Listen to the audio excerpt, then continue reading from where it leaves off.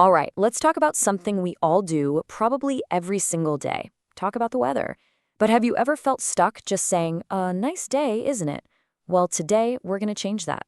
We're going to take your weather chat from basic to brilliant. You ready to sound like you know what you're talking about? Let's get into it.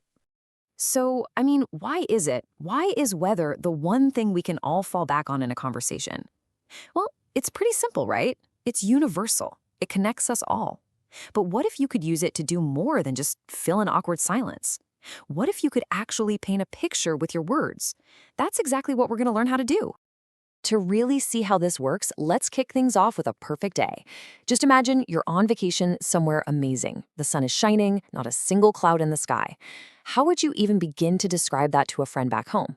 Well, let's see how our friend Anna does it.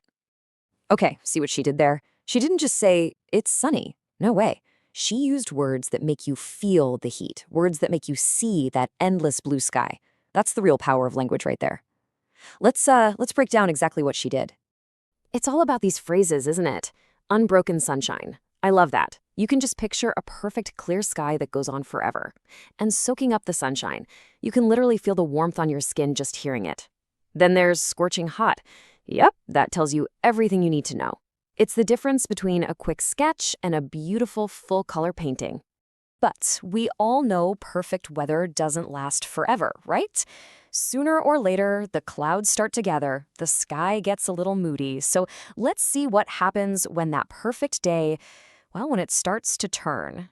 Okay, I'm gonna let you in on a little secret to sounding way more natural in English. Stop trying to learn single words. Instead, think about words having, like, best friends. They're these little pairs that almost always hang out together. We call them word partners, and they're the key to unlocking much more fluent, descriptive language. Now, these word partnerships have a technical name, collocations. Don't let that fancy word scare you, though. The idea is super simple. It's like certain words just click together. Knowing these pairs is kind of like having a secret code that makes your English sound so much more powerful and natural. All right, let's look at some of these in action. You'd never say strong rain, would you? It just sounds off. But heavy rain? Yup, that's the one. And it's not dense fog, it's thick fog. My favorite here has to be biting winds. Oof, you can just feel that cold, can't you? See, these little pairs make all the difference. You know, another really great way to build your weather vocabulary is to think in opposites. So you've got the strong sun in the middle of the day, the kind that makes you run for shade. But then, later on, you have the gentle, weak sun in the evening. It's a really simple trick to double the words you know. And it's not just about the sun. Think about the wind. We don't really say the wind starts or stops. A native speaker would say the wind picks up.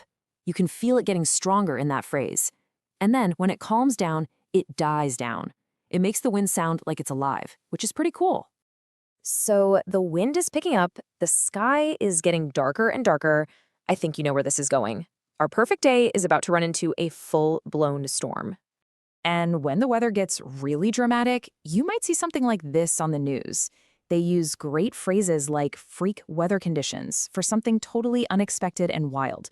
Let's take a closer look at the kind of language they're using to describe all this chaos.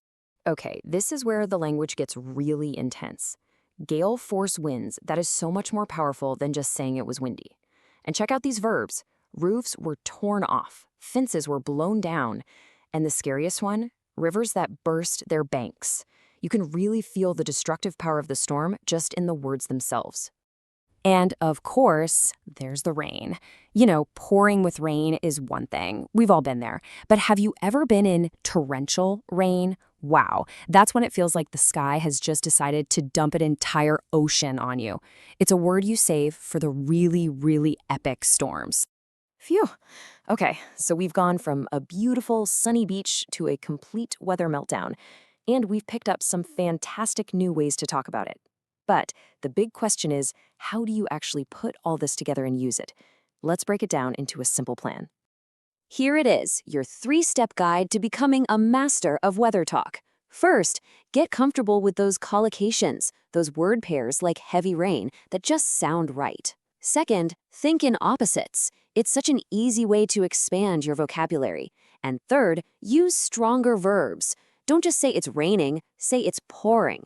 I promise, if you try to use just one of these tips in your next conversation, you are going to be amazed at the difference it makes.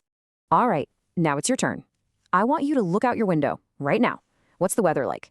Is it scorching hot? Are there biting winds? Is the sun strong or is it weak?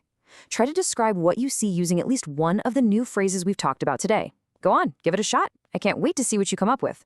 Thanks for hanging out and happy weather chalking.